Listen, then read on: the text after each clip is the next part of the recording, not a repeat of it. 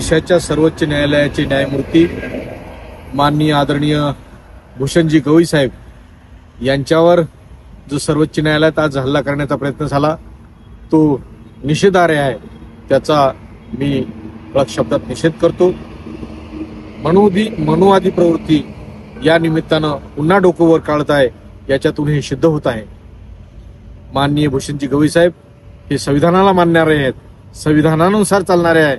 बाबासाहेबांनी दिलेली घटनेचं रक्षण हे आज सर्वोच्च न्यायालयाचे न्यायमूर्ती म्हणून करत असताना अशा मनुवादी विचारांच्या लोकांनी, सनातन धर्माच्या लोकांनी त्यांच्यावर जो काही हल्ल्याचा प्रयत्न केला, त्या हल्ल्याला येणाऱ्या काळात जनता सडेतूर उत्तर दिल्याशिवाय राहणार नाही आणि सरकारनं गवई साहेबांच्या संरक्षणाची पूर्ण जबाबदारी घ्यावी, या निमित्तानं मी सरकारला विनंती करेन।